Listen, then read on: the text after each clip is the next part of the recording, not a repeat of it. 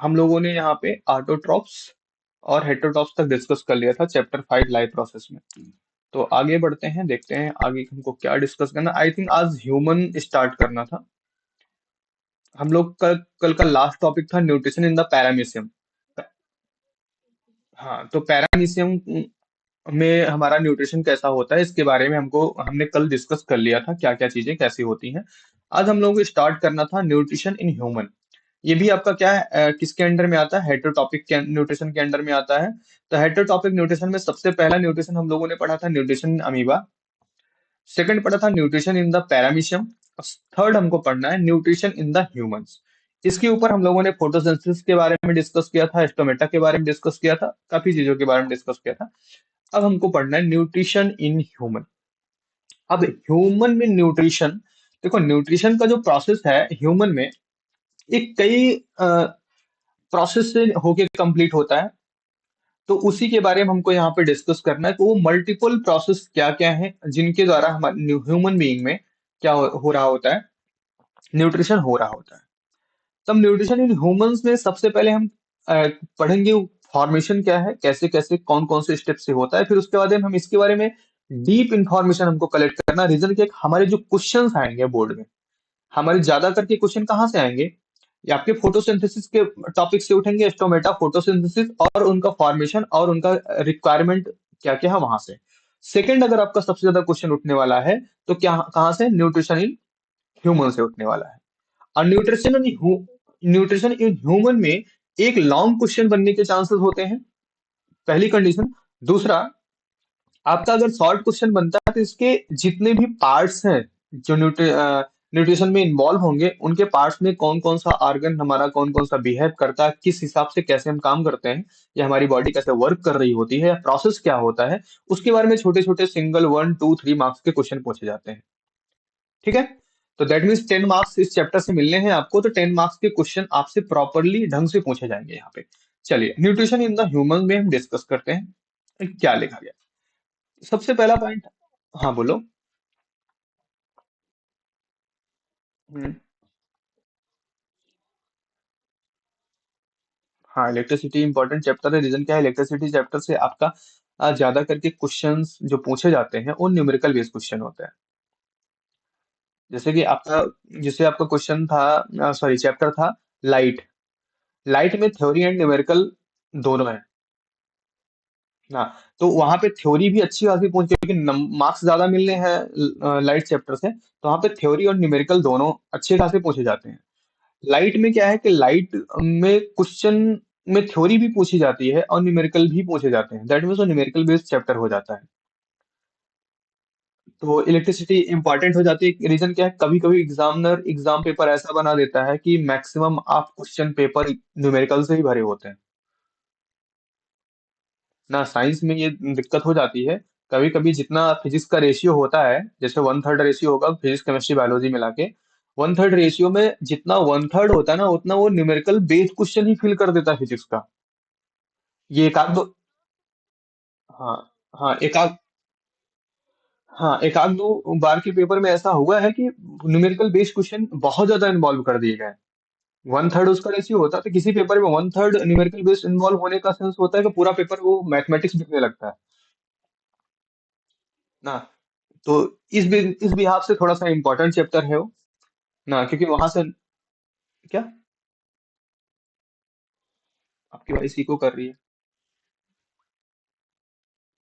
नहीं, ज्यादा लंबा चैप्टर नहीं है, बट उसके कॉन्सेप्ट छोटे छोटे हैं, बट न्यूमेरिकल बेस ज्यादा है।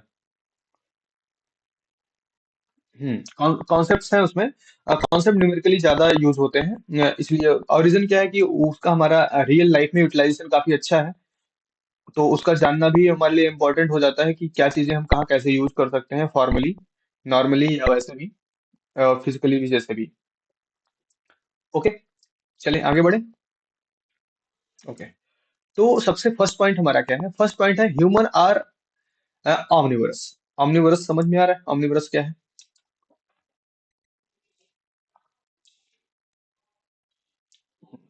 तो ह्यूमन बीइंग क्या होते हैं, ऑमनिवरस होते हैं।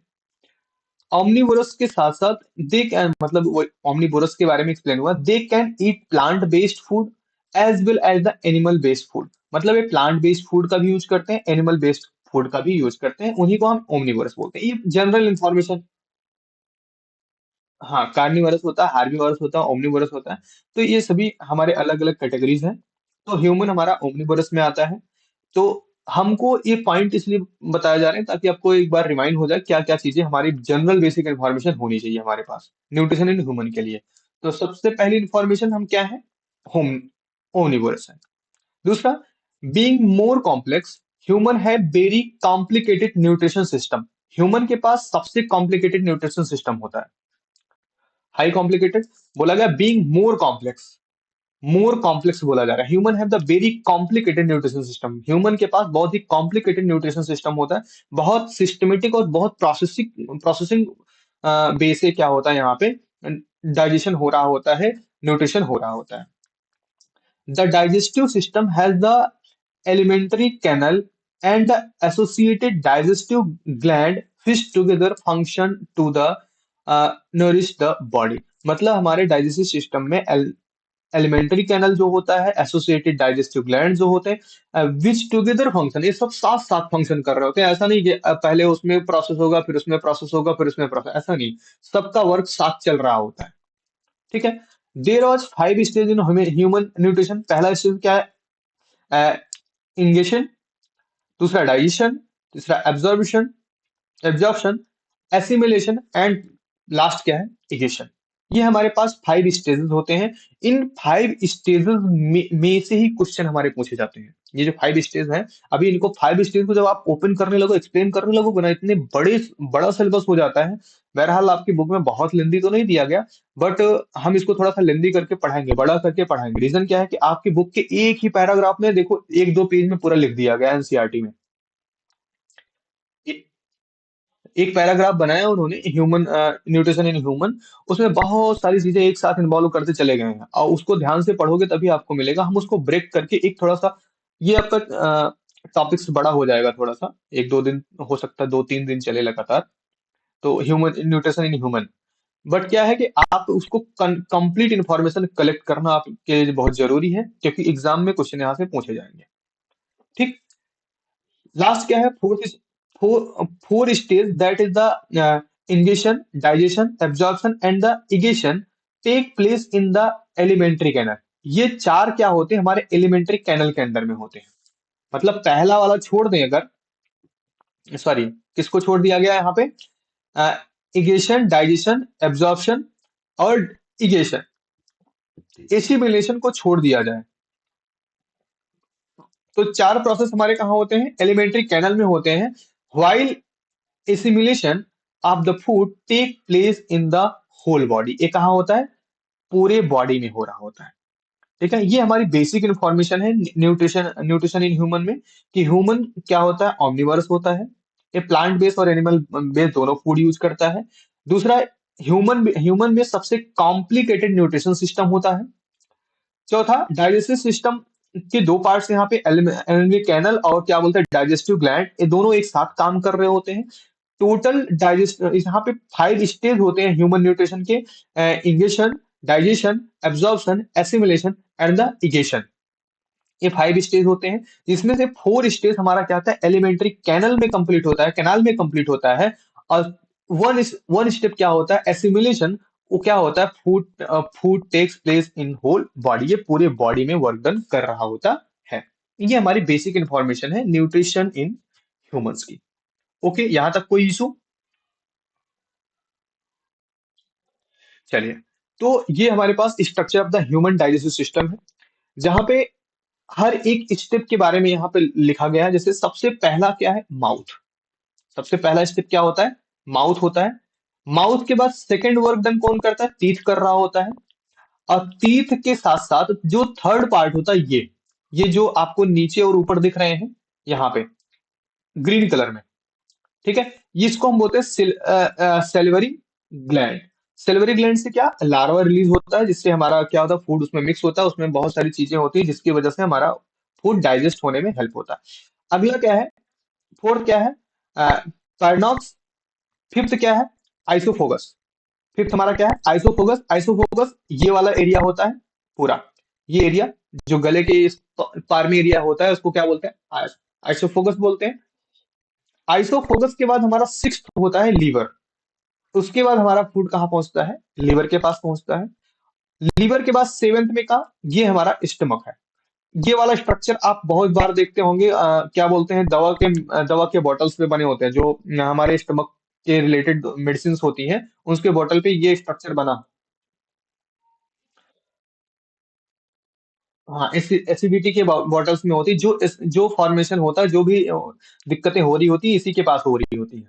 ठीक है। जो हमारा 6 नंबर जो हमारा लीवर वाला एरिया है, तो लीवर वाला एरिया में भी दिक्कत होती है, किसी किसी में हमारे तरह इस तरह का फॉर्मेशन बना होता है। इस तरह का फॉर्मेशन, वो मैक्सिमम ऑफ टाइम क्या होता है, वो लीवर की दवाएं होती हैं, लीवर मेडिसिन होती हैं, जिसमें आपका ये वाला स्ट्रक्चर बना होता है ना। इस तरह से स्ट्रक्चर्स बने होते हैं। ठीक। ये हमारा क्या होता है? आपका स्टमक एरिया होता है। ठीक है। उस स्टमक के बाद नेक्स्ट हमारा क्या होता है? नेक्स्ट हमारा एक ये होगा पैनक्रियाज। अब पैनक्रियाज एक बहुत छोटा सा एरिया होता है यहाँ पे। यहाँ से एक जूस रिलीज होता है, अभी आगे उसके बारे में डिस्कस करेंगे। पैनक्रियाज से जूस रिलीज होता है जो हमारे फूड को हाँ, पैनक्रियाटिक जूस जो भी होता है वो रिलीज होता है, वो हमारी बॉडी में रिलीज होके क्या करता है? फूड को डाइजेस्ट करने में हेल्प करता है। उसके बाद आता है लार्ज इंटेस्टाइन, उसके बाद स्मॉल इंटेस्टाइन, फिर रेक्टम, फिर उसके बाद एनस। तो हमारा क्या हो जाता है? लास्ट 11th पॉइंट आपका है, ये रेक्टम होता है, जहां पे हमारे अन डाइजेस्टिव फूड इकट्ठे होते हैं। उसके बाद एनस होता है, जहां से ये रिलीज हो जाता है। ठीक है। और उसके पहले स्मॉल इंटेस्टाइन है आपका। स्मॉल इंटेस्टाइन ये पूरा एरिया है। स्मॉल इंटेस्टाइन बहुत बड़ा दिखने में होता है। और जो लार्ज इंटेस्टाइन है 9, लार्ज इंटेस्टाइन ये पूरा का पूरा ऐसे पूरा इसको कवर कर रहा होता है, जो ब्राउन डार्क ब्राउन कलर में है। ठीक है। ये हमारा लार्ज इंटेस्टाइन होता है। ठीक है। बहरहाल इसके बारे में हम बारी बारी डिस्कस करेंगे क्या चीजें कैसी है। ओके। चलिए आते हैं इसके डिस्कशन के बारे में। अभी तो हमने सिर्फ फिगर में समझा कि क्या चीजें कैसी होती हैं, अब अलग अलग अलग हम पार्ट को इसको समझेंगे। सबसे पहला क्या है? The human digestive system comprise of the alimentary canal and associated digestive gland. Alimentary canal में होता है और एसोसिएटेड डाइजेस्टिव ग्लैंड। दो पार्ट हमने स्टार्टिंग में बताया, जब हम न्यूट्रिशन इन ह्यूमन में पढ़ रहे थे, दो पार्ट में हमारे हो रहे थे, दोनों साथ काम कर रहे होते, इसके बारे में मैंने बताया। तो एलिमेंट्री कैनल में क्या होता है? Alimentary canal it comprises the mouth, oesophagus, stomach, small intestine and large intestine. Alimentary canal के अंदर में कौन कौन? Mouth, oesophagus, stomach, small intestine, large intestine. Associated gland, main associated gland are salivary gland, gastric gland, liver and pancreas. कुल मिला के जो हमारा क्या होता है कि जो गैस बोल रहे हैं, जो देखो वर्ड ही भूल गया मेरे को। एसिड, जो एसिड रिलीज करते हैं, जो और भी बहुत सारी ऐसे एसिड बेस को रिलीज करते हैं, जिससे हमारा फूड क्या होता है? डाइजेस्ट होता है, डाइजेस्ट होने में हेल्प होती है। और वो सब के सब कहाँ होते हैं? एसोसिएटेड ग्लैंड के पास ज्यादा करके होते हैं। ठीक है। और उसको चबाना, उसके टुकड़े में तोड़ना, च्युइंग करना, आसोफेगस, स्टमक जहाँ पे वो ग्राइंड होना, स्मॉल इंटेस्टाइन, लार्ज इंटेस्टाइन, ये सारी चीजें किसके पास होती हैं? एलिमेंट्री कैनल के पास होती है। एलिमेंट्री कैनल के पास होती है। क्लियर? तो ये चीजें ध्यान रखना, यहाँ से 1 मार्क्स का क्वेश्चन क्रिएट होता है।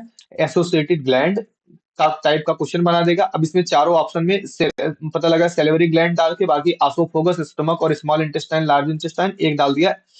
क्या? Salivary gland. जितने जितने भी ग्लैंड टाइप के आपके पार्ट्स होते हैं बॉडी के जितने भी ग्लैंड टाइप के पार्ट्स होते हैं, वो सब किसके अंडर में आते हैं? ज्यादा करके एसोसिएटेड ग्लैंड के अंडर में आते हैं। ठीक है। चलिए नेक्स्ट पॉइंट हमारा क्या है? What is alimentary canal? Alimentary canal होता क्या है? इसके अंडर में कौन कौन आता है? इसका वर्क डन क्या होगा? ये सारी इंफॉर्मेशन हम देखते हैं। What is elementary canal? Elementary canal is a mainly referred to as a pathway by which food enter our body. Elementary canal क्या होता है? कैनल का मतलब ही क्या होता है? कैनल मतलब जानते हो कि नहीं जानते हो?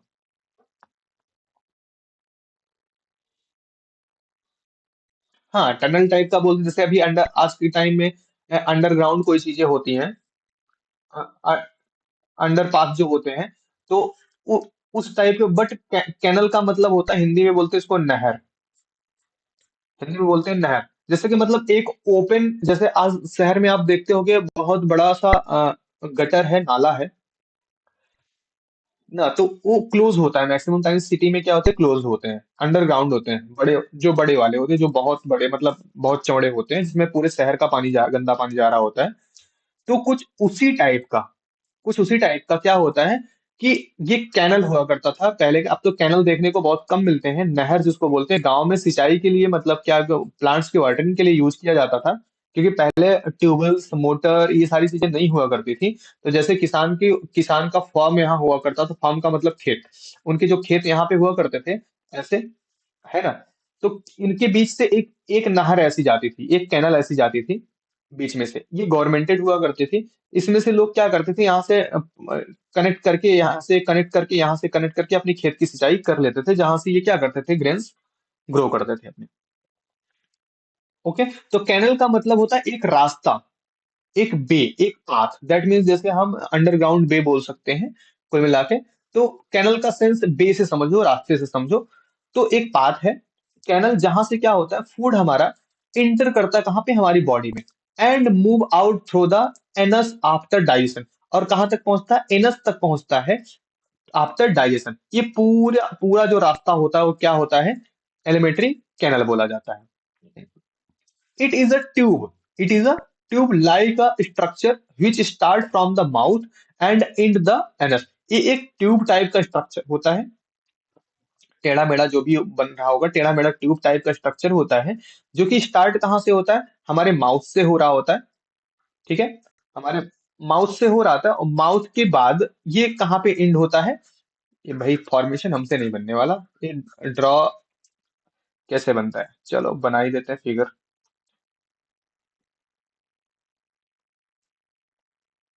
नहीं बना।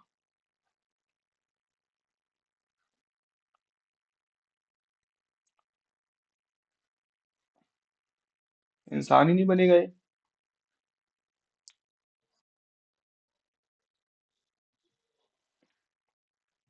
समझ आ गया।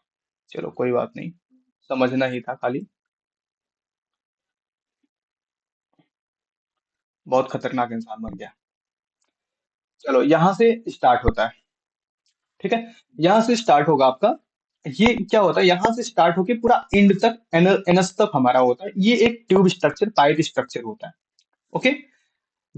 The alimentary canal play a primary role. Primary role का मतलब जो सबसे पहला रोल जिसका होता है, उसी को प्राइमरी रोल बोलते हैं। तो ये क्या है, प्राइमरी रोल। डाइजेशन में सबसे प्राइमरी रोल कौन कर रहा होता है, एलिमेंट्री कैनल कर रहा होता है। And it also turn also the digestive tract. और ये क्या करता है, also turn as a digestive tract. ये क्या होता है, टर्न होता जाता है, जहां जिस तरह से हमारा डाइजेस्टिव ट्रैक होता है, मतलब जो जो स्टेप जहां जहां चलना होता है, उस हिसाब से ये टर्न हो जाए। जैसे अभी मैंने फिगर आपको शो किया था, इसमें देखो पूरा एकदम जाल जैसा बना हुआ है ना, नेट जैसा बना हुआ है। तो ये क्या होता है, पूरी बॉडी में से स्टमक, इंटेस्टाइन, लार्ज, स्मॉल, हर जगह से क्या होता है, मूव होता रहता है।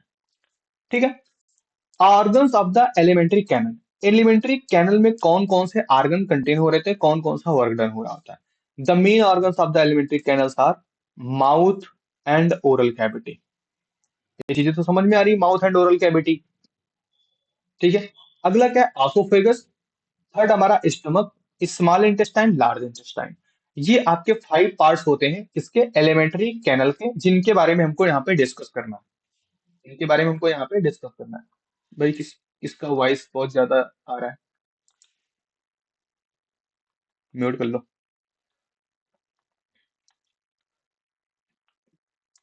ठीक है। तो organs of the alimentary canals के अंडर में ये 5 पार्ट्स आते हैं, mouth and the oral cavity, oesophagus, stomach, small intestine and large intestine. Clear ना। अब हम डिस्कस करते हैं माउथ एंड ओरल कैविटी क्या है, इसका वर्क क्या होता है। तो माउथ क्या है, the mouth is the first part of the digestive system. सबसे पहला पार्ट हमारा क्या होता है, डाइजेस्टिव सिस्टम का कौन होता है, माउथ होता है। Food is ingested through the mouth.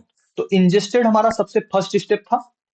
सबसे फर्स्ट स्टेप क्या था, इंजेस्टेड था। इंजेस्टेड हमारा किसके थ्रू होता है, माउथ के थ्रू होता है। ओरल कैविटी क्या होता है, the oral cavity compress the palate, tongue and teeth. क्या है?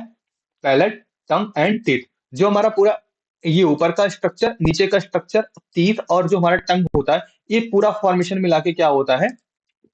ओरल कैविटी बोला जाता है। Palate the roof of the oral cavity. Oral cavity का जो रूफ होता है उसी को हम क्या बोलते हैं? पैलेट बोलते हैं। ठीक है, इस चीज को ध्यान रखना। तो रूफ ऑफ द, रूफ जो होता है मतलब ऊपर का है, जिसको हम क्या बोलते हैं? तालू। हाँ, तो जो तालू बोलते हैं वो हमारा क्या होता है? सॉरी, पैलेट होता है। जो, हाँ, उसको ओरल कैविटी का पैलेट बोला जाता है। उसके नीचे टंग होता है और चारों तरफ टीथ होते हैं। टंग क्या होता है? Muscular and the glandular structure attached to the base of the oral cavity, जो ओरल कैविटी के बेस से अटैच होता है। The upper surface of the tongue has tiny projection known as, क्या है? Lingual papillae. इसको क्या बोलते हैं? यहाँ पे हम अलग से लिख देते हैं, याद रखना। ये 1 मार्क्स के, लिंगुअल पैपिली, ये 1 मार्क्स का क्वेश्चन बहुत बार पूछा जा चुका है। लिखा होगा कहीं, आपने ध्यान नहीं दिया होगा। पैपिले। ठीक है, ये 1 मार्क्स का क्वेश्चन कई बार पूछा जा चुका है। ठीक है। The upper surface of the tongue has tiny projection. जो टंग का अपर सरफेस होता है, जैसे टंग के ऊपर जो, जिसको आप क्या करते हैं डेली सुबह साफ करते हो ना, तो उसके ऊपर देखो आपका रफ सरफेस होता है। कभी ध्यान देना मिरर के सामने ओपन निकाल के, तो उसमें क्या रफ सरफेस होता है। उसका जो रफ सरफेस होता है उसी को हम क्या बोलते हैं? लिंगुअल पैपिली बोलते हैं। ठीक है। Lingual papillae are the three type, ये 3 टाइप का होते हैं। सर्कुमुलेट, क्या है? Fungiform and the filiform. बहरहाल हमको इसके बारे में डिस्कस नहीं करना है, ये आगे जब हम टंग के बारे में डिस्कस करना होता है तब वहां पे करते हैं। तो बस इतनी इन्फॉर्मेशन रखना है कि ये 3 टाइप के होते हैं, इनके तीनों के नाम क्या है, और ये आपके बोर्ड के एग्जाम के ऑप्शनल क्वेश्चन में पूछा जा चुका है। ठीक है, इतनी चीजें समझ में आई? ठीक है, तो इस पे आज हम आपकी क्लास एंड करते हैं, फिर मिलते हैं नेक्स्ट क्लास में। ओके। ओके।